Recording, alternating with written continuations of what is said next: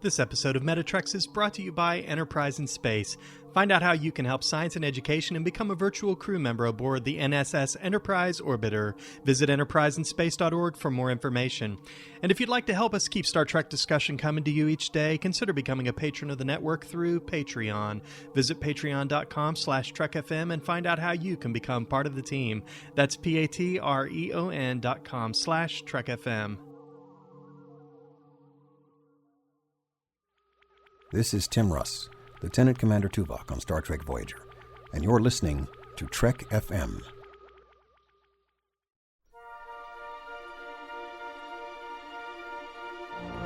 There's no greater challenge than the study of philosophy.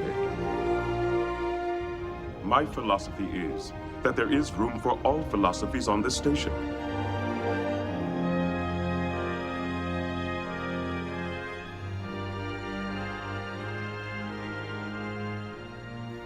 Hi everyone, and welcome to episode 57 of Metatrex, Trek FM show on Star Trek and philosophy.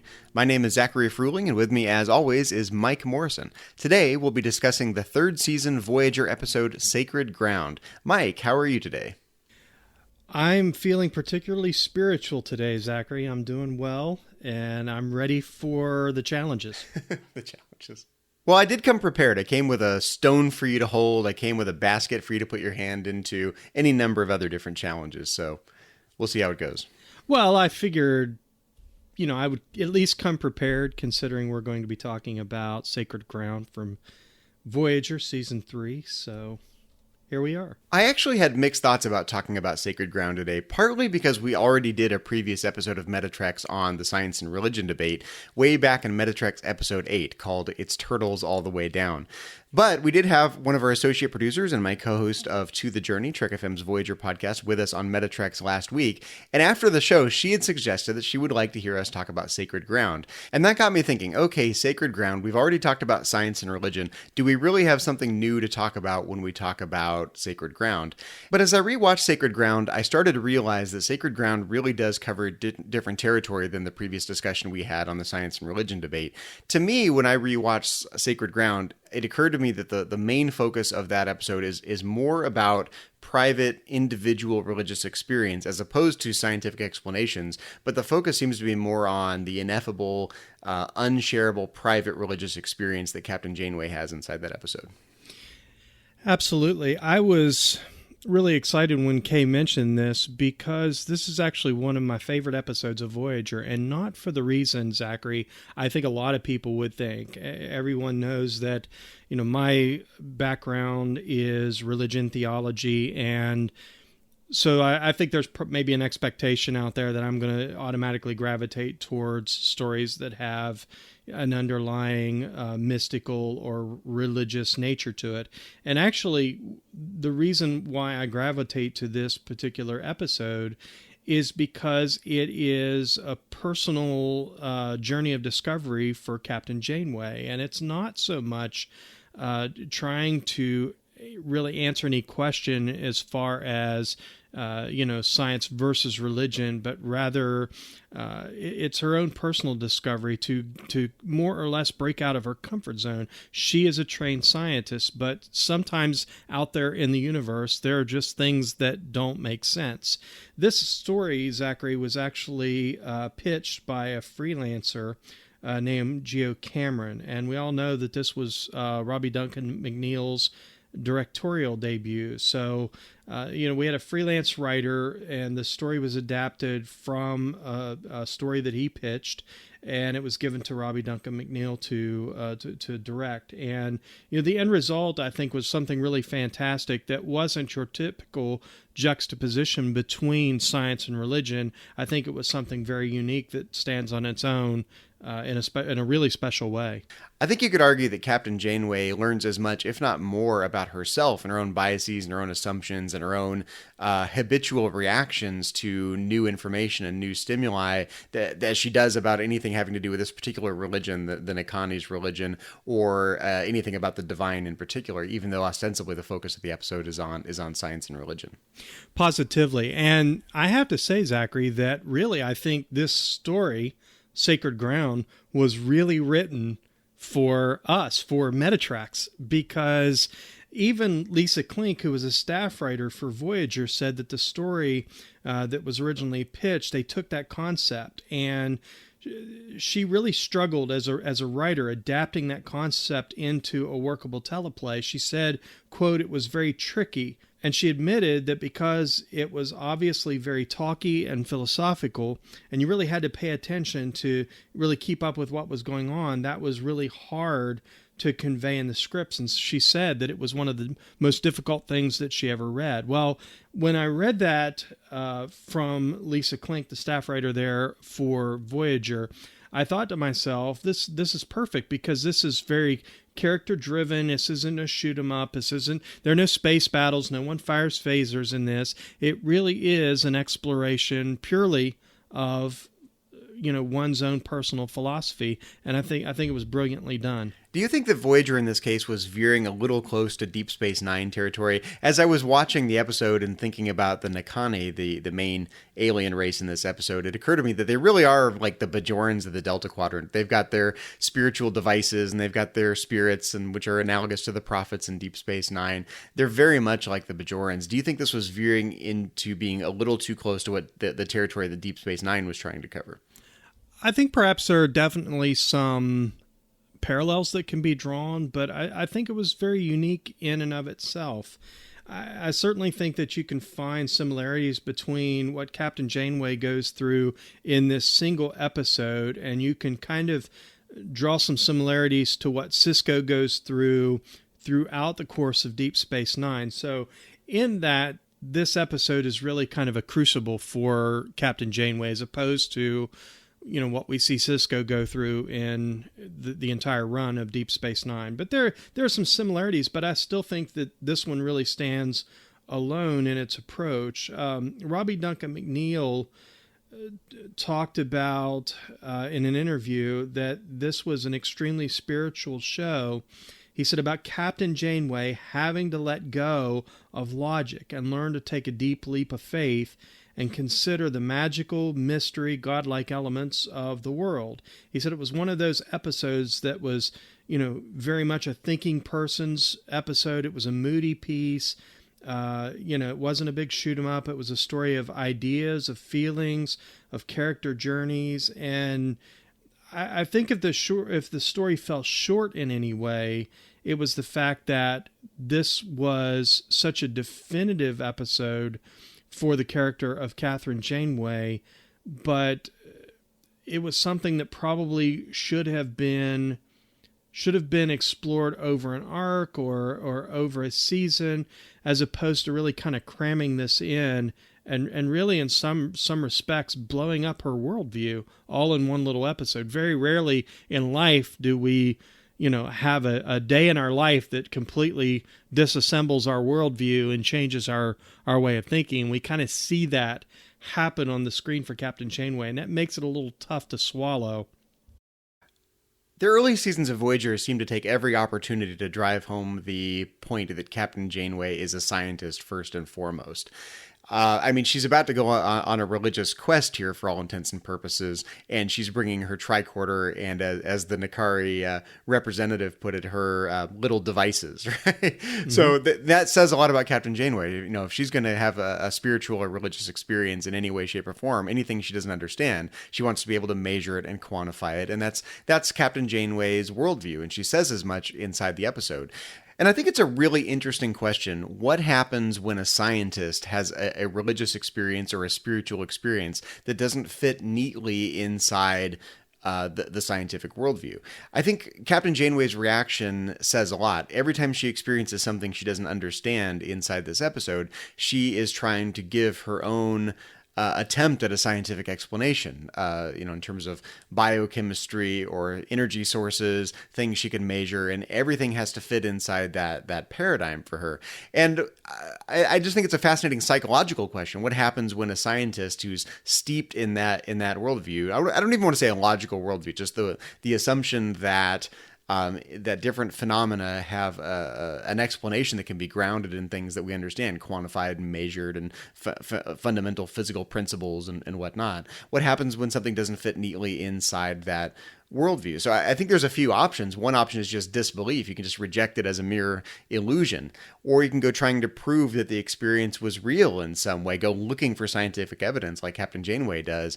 Or you could even be converted in some way. And in some sense, Captain Janeway has a bit of a conversion experience inside this episode. She herself tells the Doctor that's a great explanation. It's a very scientific explanation, but she walks away from that conversation looking really skeptical, like she's experienced something ineffable that she can't explain in terms of the scientific paradigm that she lives within. So it's an interesting question. What is the right approach when a scientist steeped in that worldview experiences something that doesn't fit? There's a number of different options. And I think, how an individual person responds is a question of that person's individual psychology, but it's a very interesting question. How should a person respond? What's kind of the logical, rational, justified response epistemically to that kind of new experience that's a private experience that's not shareable with people who didn't experience what you experienced?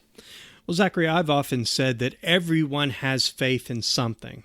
I've had various arguments presented to me regarding that personal philosophy, but I truly believe that everyone has faith in something. And for Captain Janeway, it is faith that everything in the universe is quantifiable. It's all in her ability to use science to explain everything. In fact, the three spiritual figures that she's sitting in a room with kind of present that to her. You like your gizmos and gadgets, and you want to quantify everything and measure everything. And so that's what she has faith in.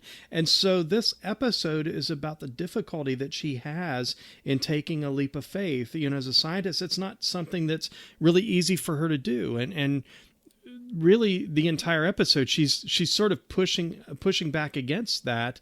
And she actually ends up leading herself down a path based on her own preconceived notions of what she's gotten herself into. And I think a lot of people who don't necessarily have a background in religion or faith, and I'm not saying religion, i.e. Christianity, I'm saying religion in general. You don't have any experience with it, and so we all have our preconceived notions about it. I remember as a 19-year-old boy, going and experiencing really church for the first time. I wasn't raised in a Christian home, and so going and really experiencing church and experiencing faith for the first time, and there were a lot of preconceived notions wrapped up in that. There were a lot of expectations that I put upon myself that really weren't something that the church or God were putting on me, but they were my own preconceived notions and ideas. And so part of my faith journey was, and it wasn't something that happened inside a 42-minute episode. It's something that's literally taking a lifetime, and I'm still going through that transformation where I'm learning to set aside my preconceived notions and learning to live a genuine faith existence. And so for Captain Janeway, she's having to wrestle with her own preconceived notions of what it is she's gotten herself into. And once she's able to set those aside, and it really takes a crisis in the episode for her to truly do that, once she sets those preconceived notions aside, that's the moment when she takes that initial leap of faith. And it's something that at the end of the episode you think really does change her. You mentioned you thought she had a conversion experience, and I think that's somewhat the picture I think that's being painted. But no worries, everybody. Next week she's back to science and technobabble and tricorder readings, and all is well in the scientific universe for Catherine Janeway. Well, Sacred Ground is interesting to me for at least three different reasons. One, we've already mentioned, it's a personal journey for the character Captain Janeway. So this is an important part of her character development, going from a strictly scientific worldview that we see in the first couple of seasons of Voyager to a more nuanced, a broader worldview. To some degree, this episode does suffer a bit from the Voyager reset button syndrome, right? Like you said in the next episode, there's no evidence that this has actually happened. But, yes. It's in some broad sense, it's part of Captain Janeway's individual character development as a character inside a fictional story. So that's interesting. That's one way it's interesting. to me, the second way it's interesting is this descriptive question. What's the psychology? How do people actually respond when they're presented with new stimuli that don't fit their worldview? And that's a purely descriptive account. Like, it's a factual question of how people actually do respond in fact. So that's option number 2. And the third reason this episode is interesting to me is I would say the deeper, more philosophical question in this episode. This episode juxtaposes 2 different modes of explanation for the same experience or the same phenomena. One being a scientific, I don't want to say logical, because I think anyone who has a more nuanced view of theology besides a purely faith-based, irrational view of theology will think that you can give rational explanations inside theology too. So it's not even just a logical worldview. A scientific worldview that's grounded in quantifiable, measurable facts, things you can observe and measure and identify. That mode of explanation versus a religious mode of explanation. And so here we see Captain Janeway having what is essentially a private experience that the rest of the Voyager crew don't share with her. And so the question is that the only mode of explanation, or is there a space to carve out for an alternative mode of explanation, a non-scientific, more spiritual, more religious explanation that doesn't fit neatly into a scientific worldview? And I think here we see Captain Janeway's eyes being opened a little bit to the idea that there's an alternative mode of explanation. And so for me, the deeper question is, well, if we have 2 competing modes of explanation, what's the relationship between them? Do they compete with each other? Do they contradict each other? Are they purely alternative explanations of the same phenomena that can live side by side without any real conflict?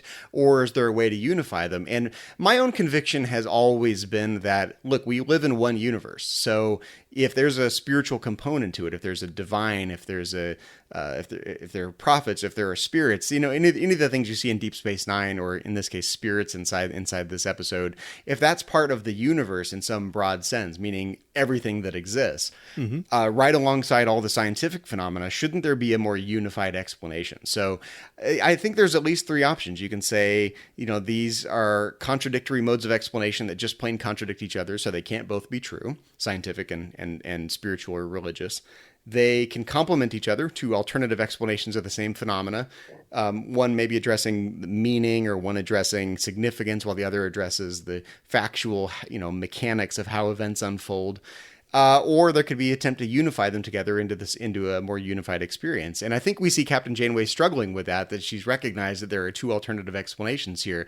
There's all of the sciencing the science talk that the Doctor gives about how he was able to save Kes's life, and the biochemistry and the specific type of energy. I forget all the terms that were used in this episode. Lots of technobabble. Well, there's lots of technobabble. Voyager technobabble in this episode, absolutely. So for me, I see Captain Janeway struggling with accepting that as the explanation for what's unfolded versus recognizing her own experiences as an alternative means of explanation. And of course, at the end of the episode, we don't see these unified in any significant way. We just see the tension that's unfolded. We see that Captain Janeway has recognized the potential for a different mode of explanation than she's used to giving as a scientist. And for me, I wish the episode just pushed it a little bit further and asked, well, what is the relationship between these 2 modes of explanation? Are they coherent with each other? Do they contradict each other? Can they be unified? Is it all part of the same universe? Different, are there different components to it? Whatever it is, I just want that deeper question to be addressed. But that's what we have our show Metatrex for. Indeed. That's the thing that I really like about this episode, because it really reminds me a lot of, I'm a fan of the X-Files, and matter of fact, my daughter and I are on season 4 of an X-Files rewatch. So forgive me if I wax all Scully and Mulder here, but the thing that I really love about X-Files is at the end of the episode, you're left asking yourself, was it A or was it B? And they present these 2 things, and they give equal, because Mulder is the one who really has faith in these conspiracy theories and the existence of extraterrestrials, and Scully is the scientist. Everything is quantifiable, everything is measurable, and sometimes they butt heads in the episode about what it is they're chasing, or what it is the problem they're trying trying to solve? What's behind it all? And, for Mulder, it's always a conspiracy theory or aliens. And for Scully, it's something that can be scientifically explained. And in this episode of Voyager, we really have an X-Files, except in this episode, the part of Scully is played by the Doctor. Maybe that's the name he should have adopted. He should have taken the name Dr. Scully. He should have taken the name Dana Scully. Absolutely. Robert Picardo, if you're listening, Dana Scully would have been a good name. And of course, Catherine Janeway, at the end of the episode, she ends up being Mulder because she's not sure what to make of it. I really love those last lines in the episode when Robert Picardo's doctor is giving a technobabble laden explanation to Cass, and he's very proud of himself. And, it had something to do with the chemical reaction in Janeway and when he treated Cass and it insulated them against, and he's explaining it, and he turns to Janeway and he says, "Captain, is there something about my analysis you disagree with?" And she said, it's a perfectly sound explanation, Doctor, very scientific. And there was a pause there, and so she gets up, and as you said, she walks away from the conversation. And really, as she's walking out, I'm really waiting for do do do do do do do do do do do do do wah wah wah wah wah wah. It was very X-Files. So at the end of the episode, Zachary, we don't get a definitive answer, and it's really up to the viewer to draw their conclusions.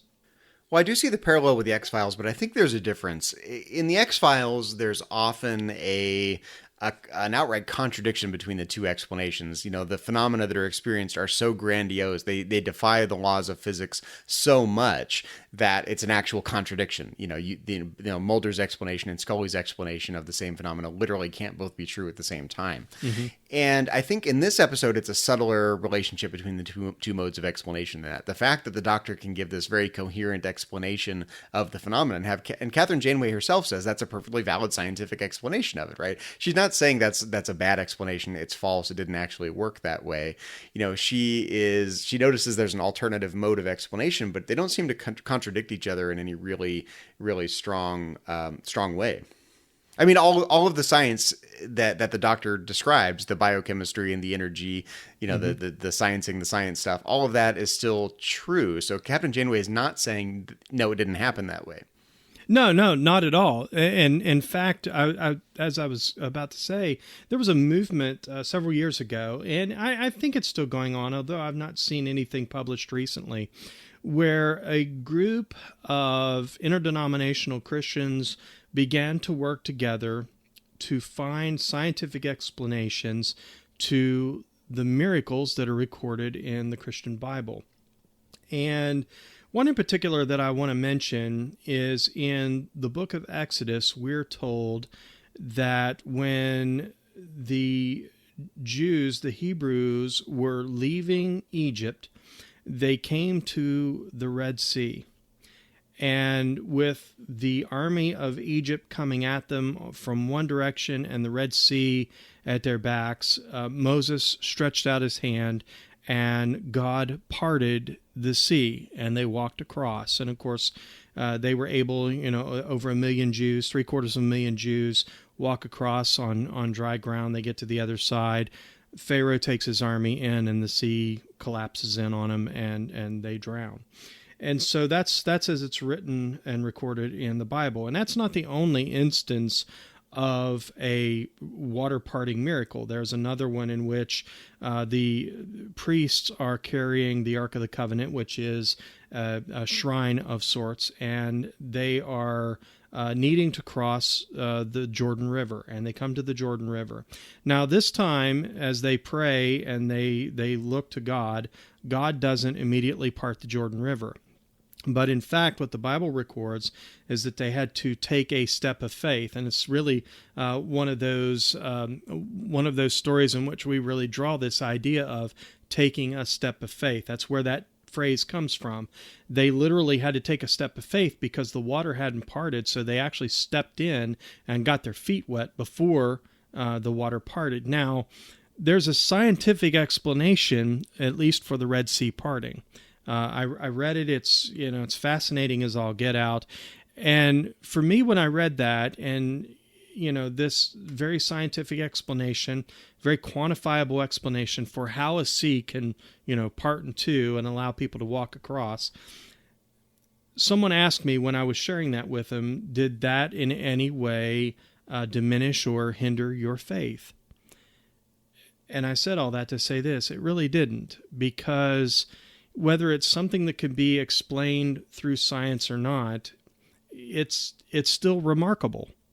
And there are still things about that story that can't be measured or quantified, that cannot be explained. They're coincidences. And by the way, I don't believe in just sheer coincidences. So my faith is still very much intact, even though I found concourse with some scientific explanation for how it's possible.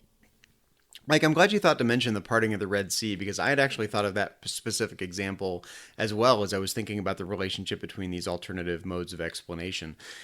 I think there's two different approaches to this. One approach is to say that, look, by definition, a miracle or something trans-physical, spiritual, religious needs to be a violation of the laws of nature, because if you can just explain everything away in terms of laws of nature, then there's no reason to evoke any other causes for the events besides purely physical causes. So it's an interesting question. Kind of by definition, do spiritual religious experiences and miracles in particular, like the parting of the Red Sea, do they by definition violate the laws of nature? In other words, should the parting of the Red Sea be caused, in the case of the Christian Bible, caused by God, right, as a trans-physical spiritual cause of the event that is in contradiction to what we know about the laws of nature? Mm-hmm. Or, as you put it, does the fact that you can try to give a scientific explanation of something that appears miraculous or coincidental, does that actually help strengthen the faith in the religious or spiritual component of that event? And so here, taking that example, these two different approaches to miracles and spiritual experiences, whether they violate the laws of nature or whether they're in harmony with the laws of nature. If you apply that to the Nekani in this episode, or what I'm calling the Delta Quadrant Bajorans, there's some similarities there, by the way. If their experiences are trans-physical in the sense that the causes of the events that Captain Janeway experiences and the Nekani in general experience, if those aren't fully explainable in terms of physical causes, then that seems more like a divine cause of the events in the sense of violating laws of nature or having non-physical causes of the events.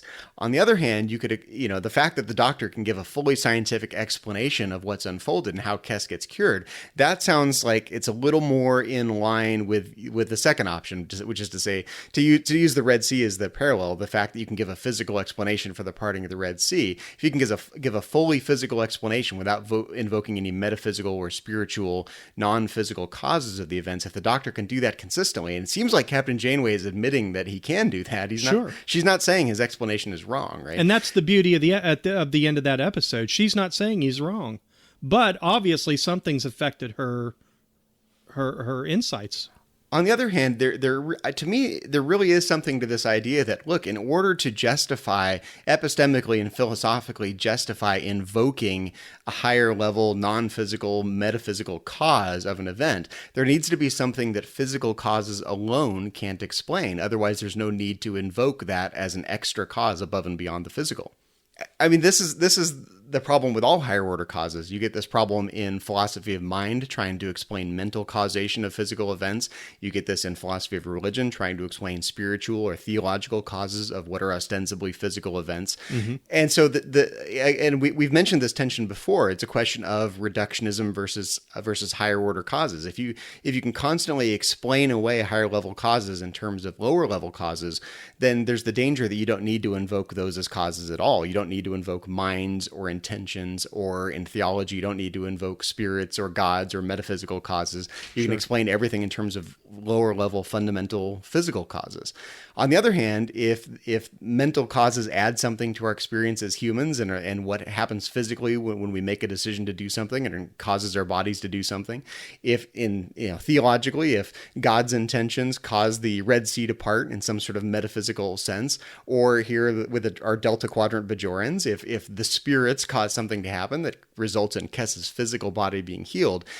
To me, if you can't explain those in terms of purely physical causes, that gives some credence to the idea that there are these higher level physical, non-physical, mental or spiritual, metaphysical causes. But if there's nothing kind of left over that's not able to be fully explained by purely physical causes, I think the skeptic in me, and I think Captain Janeway would agree with this assessment, at least at the beginning of the episode. She would say that, look, there's nothing here that can't be explained in purely physical causes if you go looking hard enough. So there's no need to invoke spirits or prophets or God or any of these higher level metaphysical causes to explain the events. So unless you can zero in on something that just plain violates the laws of nature that can't be explained in purely physical terms, the skeptic in me just says, wait a minute, we don't need to invoke these terms at all unless you can point to it and say, this is something that's just plain, literally unexplainable. And there's always the danger that maybe we'll explain it if we understand a little more. I mean, science is never complete too. It's not like science is finished, right? Even in the 24th century, they're still learning new things about the natural world. So even the fact that you can't explain it doesn't mean that there isn't a physical cause. It just could mean that we don't know what it is yet. Well, it can be argued that that is part of the purpose of this episode, although I found zero evidence that that was the intention of the writers in the episode. It can be argued that the overall message of this is that whether we understand it in scientific terms or not, eventually we will. So Janeway's conflict comes when her ability to, quantify and science the science, it fails her. And she has no other option to save Kess except to literally take a step of faith. There's nothing, absolutely nothing when she, and I have to say, she is boss when she is carrying Kess up those steps.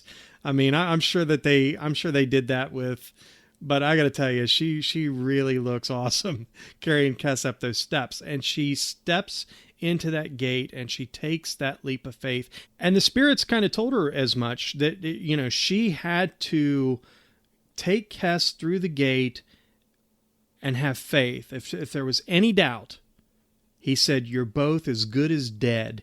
And so she had to have absolute faith. So in that moment, science had failed her, and all she could do was take that step by faith. And Chakotay tried to stop her, and Neelix tried to stop her.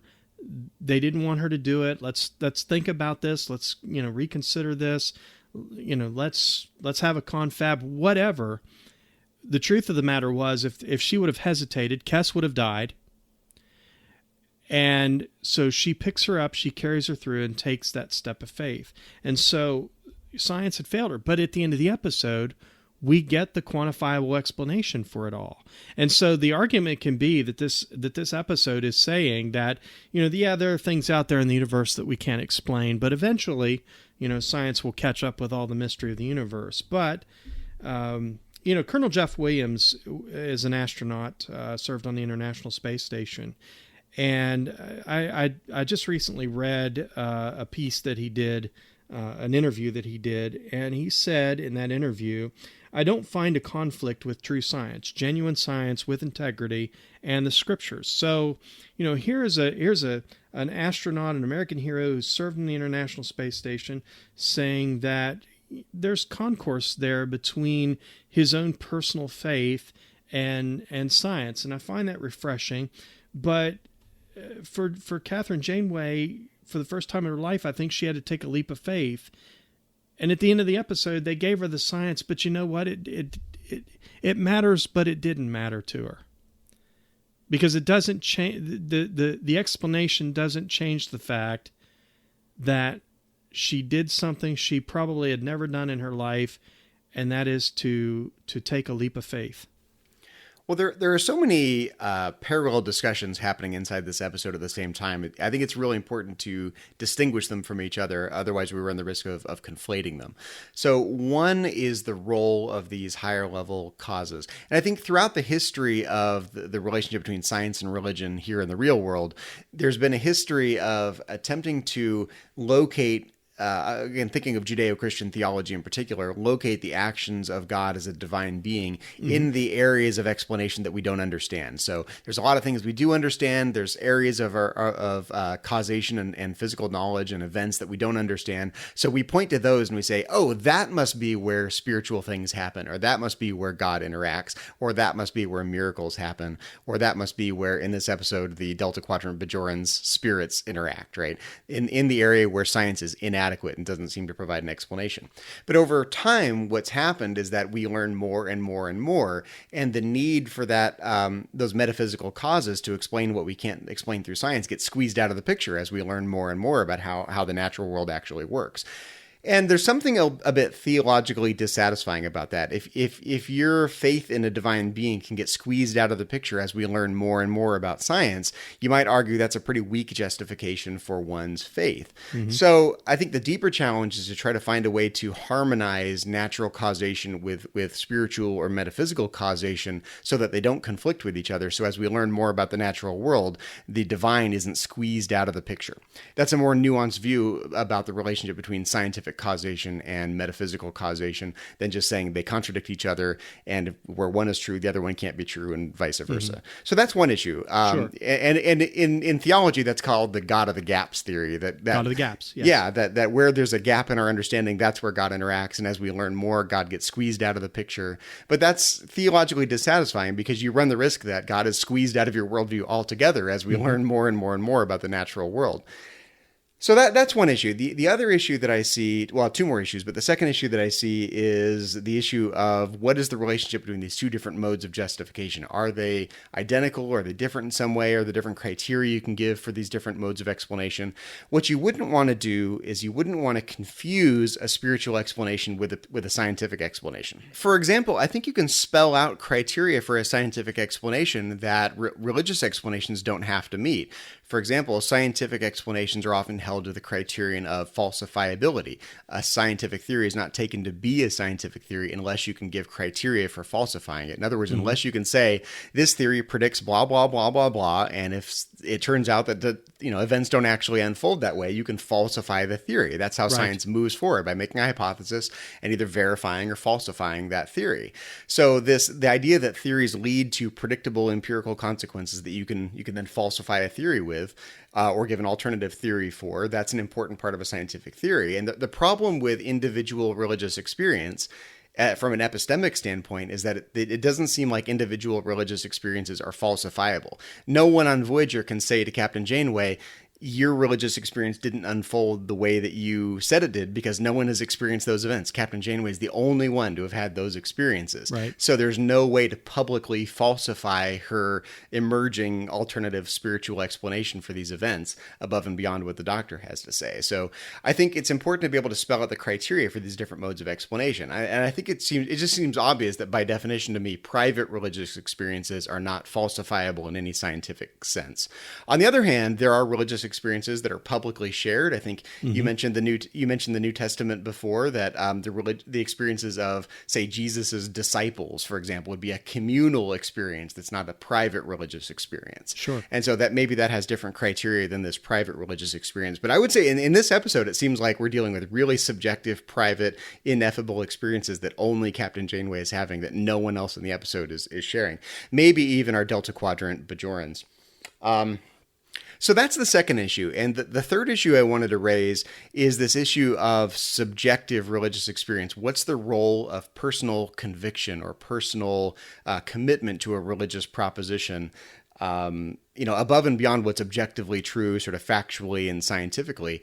And it strikes me as you were talking that this episode is really kind of an example of Kierkegaard's theory of what's important about religious experience. For Kierkegaard, the important thing about religious experience is not whether it's scientifically true or contradicts or is consistent with science. What matters for him is the personal conviction element, being willing to say, this matters to me and I'm convicted about this certain view or having having had this certain experience, it's almost anti-rational. It's like the example that Kierkegaard uses is the example of Abraham and Isaac. Abraham being commanded to sacrifice his own son. And he says, look at the anguish of that moment where, Abraham loves his son Isaac, and he's being told by God to sacrifice his own son. And he's standing there on the mountain with his knife raised. And what a terrible moment that is. And it's a leap of faith to do something so horrific and so anti-rational because you have so much faith. And for him, that leap of faith in this anti-rational sense, despite all the evidence to the contrary, despite all the reasons not to do something, you have so much faith and it matters to you, and you've decided that matters to you in a personal, non-scientific way, in a way that really matters only to you. It's you as the deciding factor. Captain Janeway in this episode has to decide. She's being told the spirits are the only answer, and she has to decide, do I pick Kes up and walk right back up to that, space Stargate, look, for lack of a better word, whatever that contraption was with the gate and the energy field, and Stargate SG Delta. Stargate SG Delta, exactly. So Captain Janeway has to be the one to decide, am I going to pick Kes back up and walk to that doorway and try to walk through it or not? And it's only Captain Janeway can make that decision. And she has a bunch of evidence to the contrary. There's a danger that Kes and she will both be killed. And she decides that's the only way. And it's all on Captain Janeway's shoulders at that moment. And that's analogous to the Abraham and Isaac moment. Abraham has these, all the reasons not to kill his own son. And God says, you have to sacrifice your own son, Isaac. And he decides to pick up the knife. And of course, he doesn't end up doing it. But it's that moment of personal choice that matters for Kierkegaard's view of spirituality. I'm glad you thought to mention Abraham and Isaac, because that's really what we were presented in this episode. Because quite literally, the spirit told her that the solution to the problem was to kill her. He said, you have to take her and kill her. She's as good as dead already. Take her, go through the gate. And at the end of the episode, that's really what we see as Janeway is carrying her up through there. We really kind of see sort of an interesting reversal on Abraham and Isaac. It's Janeway and Kes. And, she literally, Kes's life is in Janeway's hands. And fortunately, the act of killing her at the end of the episode is what saves her. So in my mind, this scene is actually a really interesting mashup of Kierkegaard's view of spirituality. We've got the Abraham Isaac story. We also have a little bit of Indiana Jones and the Last Crusade with a leap of faith. And I would say we even have a little bit of Double Dare physical challenge going on. Definitely Double Dare physical challenge, but it was all it was Janeway. Double Delta physical challenge. I think her guide told her that she was particularly hard. Or maybe it was one of the spirits said you were pretty hard on yourself. And she was. You think about some of these physical challenges. I just knew, Zachary, when she was holding that stone, and we kept going back to her holding the stone, and the guide kept saying to her, again, what do you see? I just knew that any minute she was going to yell, there is one stone. Well, speaking of the first part of this episode, when Captain Janeway encounters these Double Dare physical challenges, what do you think the important lesson was? We see that these challenges are presented to Captain Janeway largely because that's what Captain Janeway expects from a religious ritual, right? She expects to be challenged, and she puts it all on her shoulders, and she expects to be able to rise to the occasion and meet the challenge and sort of brute force her way through it. And the spirits or the Delta Quadrant Bajorans give her exactly what she expects, and that's her first run through this religious ritual before she has her Kierkegaardian enlightenment. On the other hand, I'm not really sure what the point of some of the imagery was. Why the rock in particular, and why having to put your arm inside this basket with an animal? It almost reminds me of like the mouth of truth, or the what they call the Bocca della Verità in Rome. And you see this in the movie Roman Holiday, where you have to put your arm inside the lion's mouth, and if you're lying, it's supposed to bite your fingers off, right? It's the mouth of truth. So I was kind of thinking some of this was a little bit like Roman Holiday or the Nicaran Samhain holiday, this sort of spooky metaphysical stuff. Put your arm in the thing, and it's something bad is going to happen to you. In this case, she gets bit by an animal or a snake or something to that effect. But why these particular images? Do you have any thoughts on that? I'm not sure that I do, other than this is what Captain Janeway kind of projected into what a religious trial would be. I think that's just it. I think you hit the nail on the head. I think it was all about Janeway's own preconceived notions, and she admits to that as well.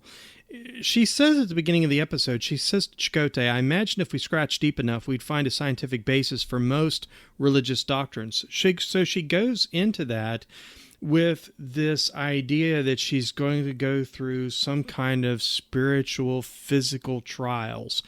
And again, I can relate to this to some degree because when I first came to faith, I really thought that I had to do something in order to earn your way into it, good graces. Yeah. to earn the graces. And so when I first became a believer, I had, it was the late 80s, early 90s, guys.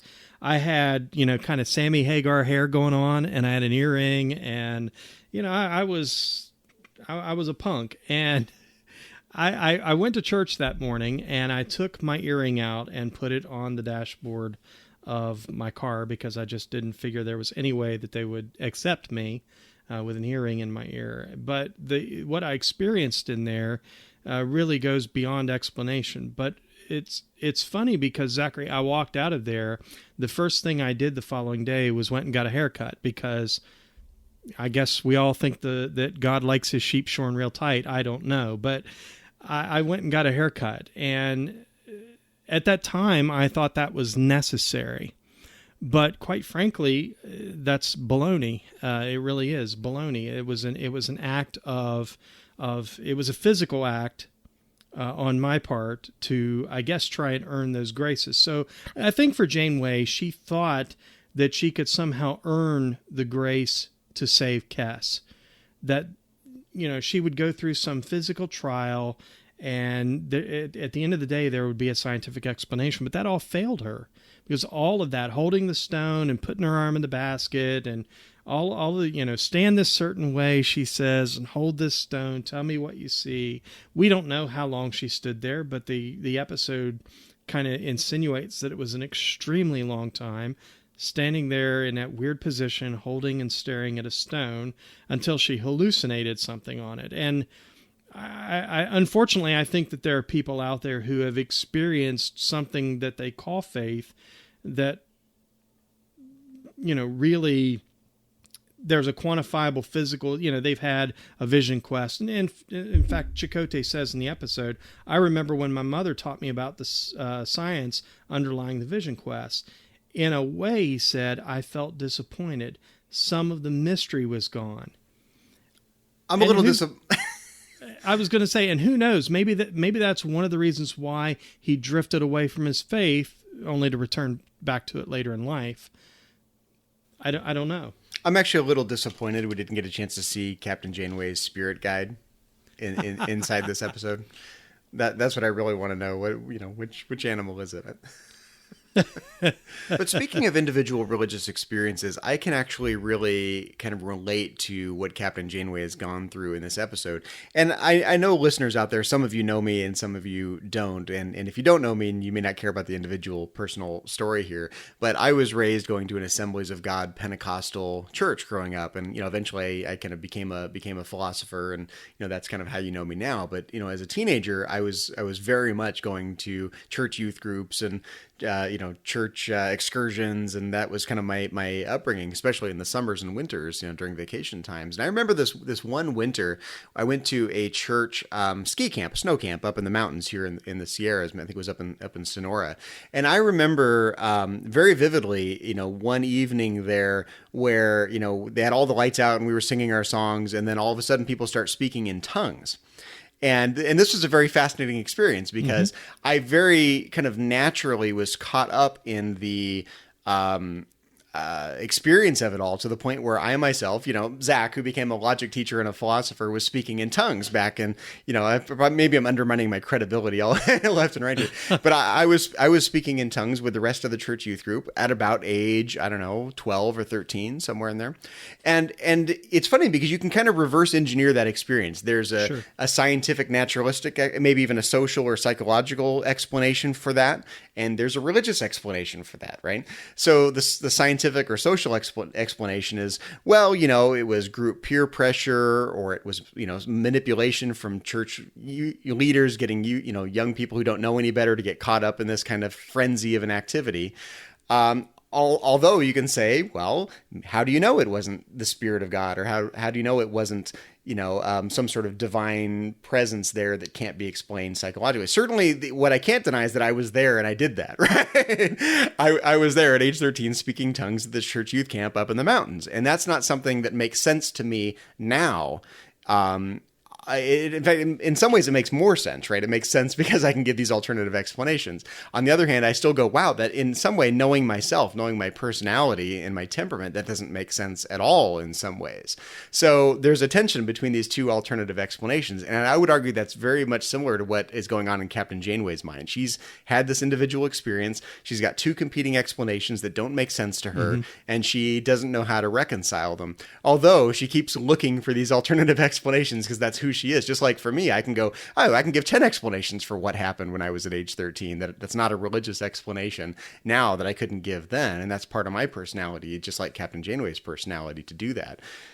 But Mike, you also mentioned this idea that Captain Janeway has to learn to kind of wait and experience what the spirits in this episode present to her, as opposed to trying to follow her own mode or her own model or her own expectations about what the spiritual will be and how that spiritual revelation will sort of unfold to her. And frankly, I know a lot of people like this, and I don't mean to be critical of anyone, but I know people who are more than willing to speak for the divine and think they know, every little nuance of what God expects for the world and themselves and for other people. And it's, in my mind, it's really presumptuous to not take this position of humility and speak for the divine in that way. And that's really kind of what Captain Janeway is doing, right? She's sort of taking her own expectations and she thinks she's got it all figured out. She's going to, she may not fully understand this particular instance, but she's got a scientific worldview that's adequate for all circumstances. And she's going to project that onto the divine. And her first foray into this ritual is living out her own expectations. And she comes to see the fruitlessness of that. And I think you could argue that Captain Janeway has to learn a position of humility here, that the spirits are actually driving the show and not her own expectations and not her own worldview. And so many religious people I know could benefit from just a little bit of humility and not speaking for the divine, not projecting their own expectations, and just waiting to see what God or the divine or the spirits or the prophets, depends who we're talking about in the Star Trek universe, what unfolds, and being willing to wait for an answer rather than trying to speak for the divine. And that, Zachary, I think is really what viewers might miss when they're watching this episode. She's gone through days of physical, grueling tasks, torture even. We don't know how long she stood there holding that heavy stone, staring into it. All that finger painting is exhausting. Finger painting and yes, and she's gone without food, she's gone without sleep. Then she sticks her arm in a basket and spends the next, I think it was 39 hours in a toxin-induced hallucination, thinking that she's dead, and the only comfort she gets is her guide says to her, "We all have to die sometime, Captain," as the coffin door closes. And to come out of that, again, this grueling physical, emotional, don't forget the emotional aspect of this. She is desperately trying to find a way to save Kes. That's really what is weighing on her through the whole thing, and she's sending data back to the ship, and she just knows when she goes down there that she's going to go through some rituals and she's going to come out with a scientific explanation. And when the doctor says to her, "Captain, it appears that everything you went through was meaningless," She's in a crisis. And when Chakotay says to her at the end of the episode, Captain, I don't understand this, and she says, neither do I, that's the challenge. And that was the moment when I think she really got it, and she really got what the spirits were trying to say to her too. So, it was this trial and error, but then she finally realizes that, okay, at this moment in time, I don't have an explanation, but I'm going to do it anyway. And there's something very liberating about that too, I have to say, because I have been guilty in my own life of wanting to have everything figured out and all the questions answered before I do something. I've been guilty of that. And I really believe, looking back on my life, that I've missed out on some really wonderful opportunities because I didn't just take a leap of faith and as they said back in the 80s, just do it. I didn't just do it, and I really think I've missed out on some opportunities in my own life. And if Janeway would have waited for the scientific explanation, Kes would have died. It's probably a vast oversimplification and probably not even true to say something to the effect that everyone prays or everyone reaches out to the divine when they're in a crisis. I don't think that's probably true for everyone. That's a huge overstatement. But it's probably a psychological rule of thumb, to tone it down just a notch, to say that for a lot of people, they become a little friendlier with the divine when they're in a crisis. Sure. They become more open to it for a lot of people. Not for everyone, for sure, but for a lot of people, I think people have this experience of, despite whatever skepticism they've had or despite their scientific worldview, that when someone's life is on the line or their life is on the line, or the stakes are really high, that people become a little more open to divine intervention to work their way out of the problem. So when we get to see Captain Janeway having a little bit of that here, Kes's life is on the line, so she's willing to pick Kes up and take a leap of faith at the end of the episode, despite all of her previous experiences and despite her worldview. And I think that's pretty consistent with what I've seen with people in general when they're in a crisis. And I love her eloquent appeal, her prayer, as she's standing there seeing this beautiful vista. And, I cite the story of it. It's this beautiful, eloquent, it almost seems well-rehearsed appeal. In the world of religion, I've seen some great performative prayers. I've seen some great performative, King James prayers. Because after all, we all know that God speaks King James English, right? But I've seen these wonderful performative prayers, and some of them were beautiful and eloquent and moving, on a very emotional level. But in reality, she was so disappointed because I think she put so much in to the appeal, and she wanted to sound eloquent, and she wanted to make a good case for Kes, and the disappointment she felt when the answer was, well, you already have the answer. Well, Captain Janeway does put everything on her own shoulders, right? She thinks of herself as Kes's advocate, so she's going to be the best advocate she can. Yes. But yeah, so she makes this appeal and finds out that even then she was being told it was meaningless, but she wasn't willing to accept it. It wasn't until the doctor says to her, it was all for nothing, that the crisis come. And I love what she does. She goes right back down there and, very Catherine Janeway, she's going to get in somebody's face and find out why. And I appreciated that about what her character does in this episode. And I would say that if we're persistent in life, the answers will come. We just have to be persistent. Well, I think a lot of people just don't give the divine credit, right? Even though they ostensibly are people of faith, they still feel like they have to kind of earn their approval, and they beat themselves up over it, and they don't give God credit, right? Mm-hmm. Or give the divine credit to say, oh, God, well, God's bigger than that, so he can deal with that. No big deal, right?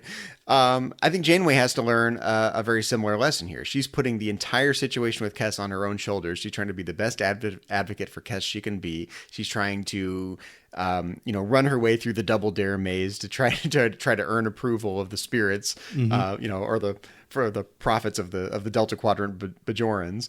And what she's not doing is giving the spirits in this episode credit, right? The spirits have got it under control. She needs to take a leap of faith, and when she does that, it ends up being okay. But she spends so much time putting pressure on her own shoulders, trying to earn her way through the maze, that she kind of misses the point that the spirits are already kind of have the situation under control if she takes a leap of faith. On this religious interpretation of the episode. Yeah. Sure. And I love what the one older gentleman says, the spirit says. He says, even when her science fails right before her eyes, she still has full confidence in it. He said, now there's a leap of faith. And that's a great point because, again, as I said earlier, I believe that everyone has faith in something. Mine is grace alone through faith alone, but everybody has faith in something. And there are many, many people out there, listeners perhaps, who have faith in science. And you know what? That's okay. But just as there have been times in my own life when my faith has failed, God hasn't failed me, my faith has failed me. I've had crisis of faith. Janeway's having a crisis of faith. Her science has failed her. And, she's not willing to accept it. She's still going to fight to find the answers. And the Spirit points out to her that too is a leap of faith. And so I think that it becomes apparent to Catherine Janeway that, okay, so my science has failed me, and yes, that's a leap of faith to still have confidence in it. So then the idea of her taking a literal leap of faith doesn't seem so bizarre or out there. And I think for maybe the first time in her life, she sees that, as I've mentioned a number of times, she sees that concourse there between science and religion, and it enables her to do something that she doesn't quite understand, and she's willing to take the risk because there are no other answers. And sometimes that's true in life. There really aren't any other answers. You just have to take it on faith. And perhaps one day you'll be able to quantify it or explain it in some scientific term, and that's okay. But perhaps not. Well, even though in the episode here I've tried to give some reasons, and my own conviction is really that the deeper philosophical project is to try to overcome this dichotomy between physical explanations and religious explanations. If you have a religious worldview, right? If you have a religious worldview and you think we live in a world that's governed by natural laws, the challenge should be to try to unify those in some coherent worldview. Otherwise, you just live in a bifurcated worldview that isn't coherent. And it's one universe. If it's one universe that we all inhabit, consisting of physical things and maybe metaphysical things, if that's one universe, then they should be a coherent mode of explanation. And that's a deep philosophical challenge for anyone with a metaphysical, spiritual view. So that's my view. But oftentimes, faith, popularly speaking, and definitely by Kierkegaard, is couched as being kind of anti-rational, that what matters is this leap of faith, clinging to your convictions despite all the evidence to the contrary, like Abraham and Isaac, or like Captain Janeway with Kes walking to the space Stargate, the Delta Quadrant Stargate. I like that. So given that popular view of faith as being kind of anti-rational or despite evidence to the contrary, it is very interesting that the Delta Quadrant Bajorans essentially point out to Captain Janeway that she has so much faith in science that she is clinging to that scientific worldview despite all the evidence to the contrary, despite all the things that don't make sense, the experiences that no one else is experiencing, the things that aren't measurable and quantifiable. She's clinging to that just as much as religious people cling to faith despite all the evidence to the contrary. Well, Zachary, we have passed the 1 hour mark. Do you want to wrap things up with any final thoughts you might have? Yeah, absolutely. I honestly, this is not one of my favorite episodes of Voyager. I cannot count the number of times I have skipped this episode in a rewatch. In fact, when Kay first suggested that we talk about this episode, I frankly kind of rolled my eyes to myself, like, oh, not that episode with the Delta Quadrant Bajorans, right? No, I don't want to talk about that one. I was really skeptical. So I had to rewatch it 3 times before we recorded, before I felt like I really kind of understood the gestalt of this episode and came to appreciate it again, after really having not seen it in quite a long time, because I've skipped over it so much. So that said, I think it does a really spectacular job of covering these 3 different areas that we talked about at the beginning of the show. I think, it reveals a lot about Captain Janeway's personal growth and personal character development, the relationship in her own mind, regardless of what's actually true, and the relationship in her own mind of the role of science and the scientific worldview, and her increasing openness to new experiences.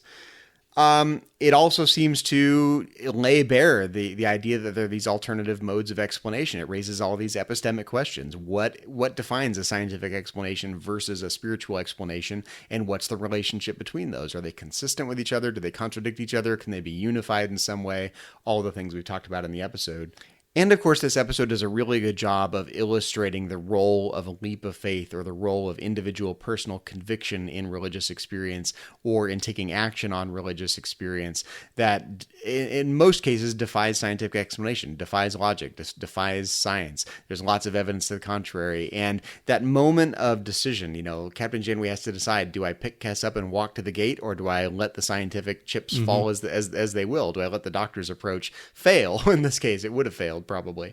And only Captain Janeway can make that decision. And regardless of how these 2 modes of explanation work out and what the relationship between them is, only Captain Janeway in this situation can decide what she wants to do. And most religious convictions are like that.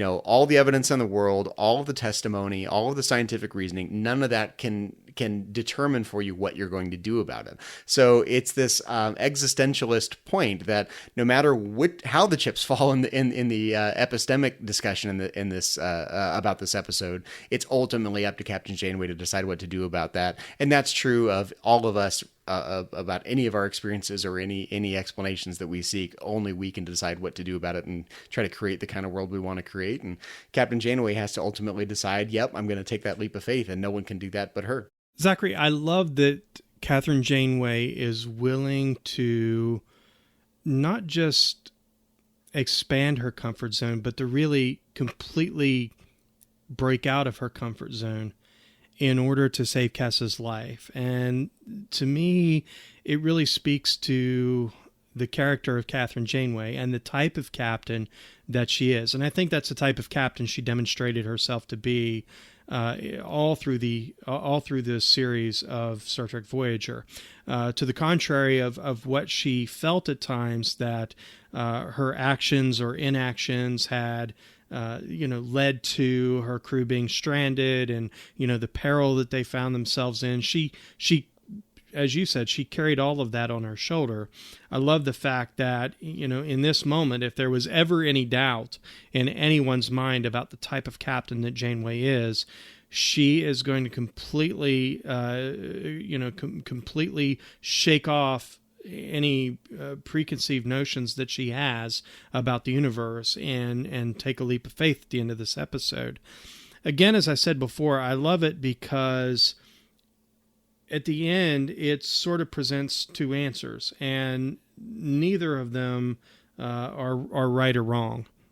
There's a scientific solution, but on the other hand, there is a solution that is faith. It's it's mystery, it's mystical, and it again doesn't really say one way or the other. So there are probably some viewers out there who would watch this and say, well, the answer was faith, and someone else may answer that there was a scientific explanation, and both would be right, and yet not completely. So that's one of the things that I really appreciate about the episode. I love the fact that this was really a Catherine Janeway episode. Very little said or done by anyone else on the Voyager crew. B'Elanna, very little. The Doctor had a little bit more than most, but even Kes, who's a central character really in this episode, she played the entire episode unconscious, basically.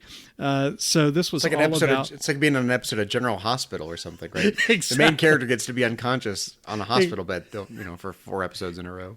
Exactly. And again, Robbie Duncan McNeil, who made his directorial debut with this episode, appeared in the episode, but he had no lines. There were no lines for him. So this was really kind of and I agree with Brandon Braga, who said of this episode that it was kind of a Man Called Horse with Janeway.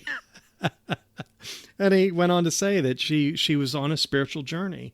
And I think that all of us, regardless of, again, what we have faith in life, whether it's science or something else, I think we all go on spiritual journeys of one kind or another in life, when our conventional wisdom or our own ideals or our own expectations, just as Janeway's expectations failed her in this episode, our expectations will fail us in life, and we're forced to go on a quest or a journey to find answers. And sometimes at the end of those journeys, there aren't any answers really to be found. And, to me, that can be somewhat satisfying. And I know that it can be frustrating for others. And still, I have friends who will say to me that eventually science will have an explanation for it. And I think that's great. And that's the beauty, I think, of Star Trek and these types of stories that they tell. They raise lots of really good questions, and they give you lots of meaningful answers. And at the end of the day, it's up for the viewer. It's up to the viewer to decide which answers satisfy them. And I think we have that in this episode. I hope our listeners have enjoyed the discussion. To Kay Shaw, our associate producer, I hope you in particular have enjoyed the discussion, because after all, this was your request. We do take requests here at Metatrek, so certainly to our listeners out there, if you have ideas for the show or questions or comments, please reach out to us, and we have many different ways that you can do that. Join the conversation, make suggestions. We're always glad to tackle topics and subjects as they're presented to us. And if it's something that we've already discussed, we'll be more than happy to direct you back into our back catalog for you to give a listen to something, a conversation perhaps that we've already had on that topic. Well, Zachary, it's been fun talking about religious experience and Sacred Ground, one of my favorite episodes of Voyager. But this isn't the only thing that we've been talking about here on Trek FM this past week. So here's a quick look, everyone, at some other things you may have missed elsewhere on the network. Previously on Trek.fm, Standard Orbit. It was kind of a creepy, scary, very intense episode. I really like this episode because it pulls you in and it seems very realistic. And so I like love Mary. When it does it. You're a like Mary fan. Yeah, I like so Mary was one of the ones I was kind of jokingly referencing, where it's like, well, if you leave this one out of the rotation, it's not really going to hurt anybody. Oh, I definitely thought you meant the next one. No. Well, maybe so. Earl Grey. And there's these spooky aliens, and like they look like ferrets, and they're fighting, and like Picard is like possessed by this like thunder and lightning, and the crew are like are gonna go up against him, but they're like, no, we gotta respect the law, man. And it's like that, if you respect the law, someone will end up being a cloud, man. To the journey. What would you have done? Well, I'd have programmed my tricorder, open the door, lob it in, shut the door quick. Try that first of all. So you would lob a tricorder probe Hope it into the doesn't holodeck. break as it lands. Well, you could wrap it in some gaffer tape or something. Some bubble wrap. The 602 Club. That feels like a turning point in the movie, where they seem to go toward this moral of the story that they even repeated at the end, which is, don't be so busy trying to make a life that you forget to participate in the present of where you are. And that's what else is happening on Trek.fm. Check out these shows and find out what we're talking about in your favorite corner of the Star Trek universe and beyond. You'll find us wherever you get your podcasts.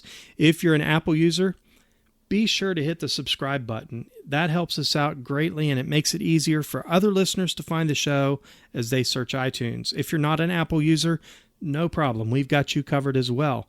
You can find our shows on Stitcher, TuneIn, SoundCloud, Windows Phone, just about anywhere you can get podcasts. And of course, you can always stream and download the MP3 file from our website and grab the RSS link as well. Another way that you can help us keep all our shows coming to you each week is to become a patron of the network on Patreon.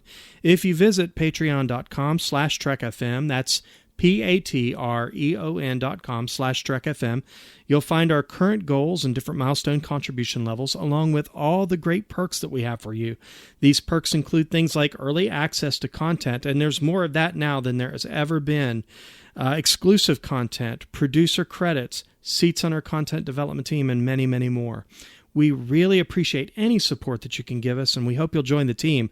Again, you'll find all the details at patreon.com/trekfm.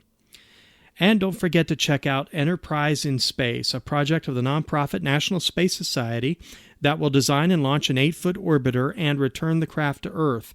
The NSS Enterprise orbiter will carry more than 100 student-designed science experiments into space, and you can help make it happen.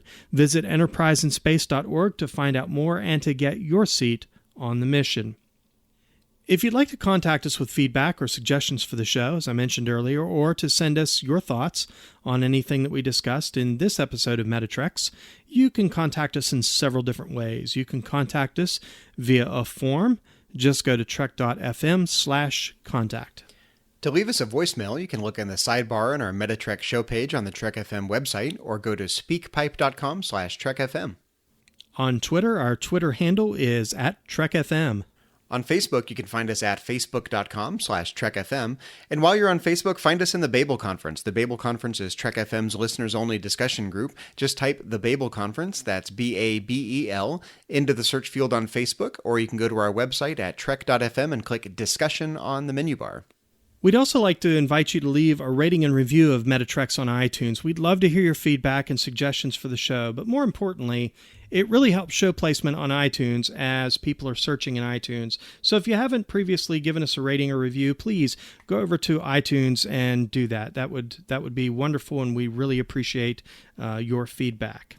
Well, Zachary, when you've not assumed the position and are trying to become one with the stone, where can our listeners find you on the interwebs and around the Trek FM network? Well, you can find me elsewhere on Trek FM as co-host of To the Journey, Trek FM's Voyager podcast, along with my co-host there, Suzanne Williamson, and our associate producer on Metatreks, Kay Shaw.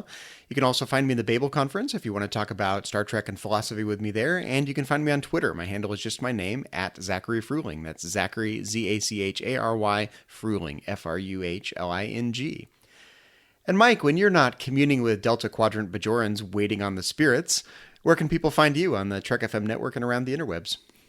Well, Zachary, while I'm waiting, I'm most active on Facebook. That's where folks can find me most often, certainly around the Babel Conference. On Twitter, my handle is @CMichael1701. And if you're following me on Twitter and I'm not following you, please drop me a note and let me know. If you follow me, I want to follow you back.